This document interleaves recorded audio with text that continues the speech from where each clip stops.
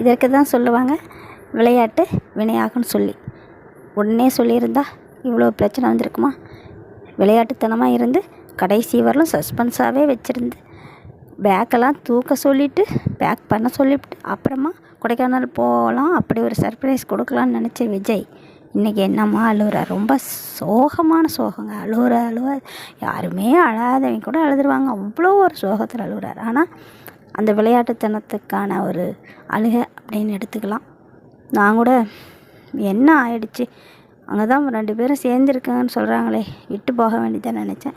அவங்க தரப்பில் அவங்க கரெக்டான பாயிண்டை வைக்கிறாங்க, காவேரி தரப்புலையும். ஆனால் காவேரிக்கு விஜய் கூட வாழ விருப்பம் அப்படின்னா விடலாம், ஆனால் கோவத்தில் இருக்காங்க.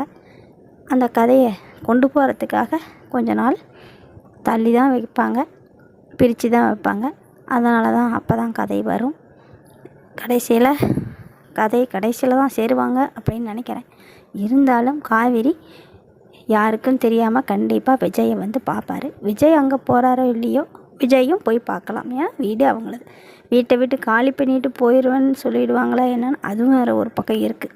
கண்டிப்பாக காலி பண்ணிவிடுவாங்க. ஏன்னா விஜய் போய் பார்க்கக்கூடாது அப்படின்னு நினைப்பாங்க. அவங்க வந்து பார்த்தாலும் இவங்களுக்கு பிடிக்காது.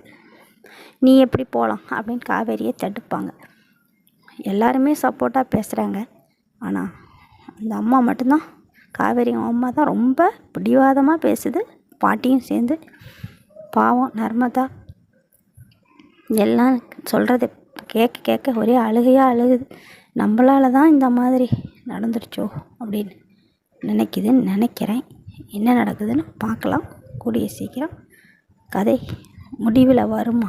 முடியாது, ஆனால் சுபமாக வரும். எப்படின்னா காவேரியும் விஜயும் சேர்ற மாதிரி சீன் வந்தால் தான் எல்லாத்துக்குமே கதை பிடிக்கும். அப்படி தான் நடக்கும்னு நினைக்கிறேன். பார்க்கலாம் என்ன நடக்குது என்பதை கூடிய சீக்கிரம். ஒவ்வொரு சீனும் இந்த சோகத்தை கடந்து போய் சுறுசுறுப்பாக வர வேண்டிய ஒரு காலம் வரும். அதை எதிர்பார்த்து காத்து கொண்டிருப்போம்.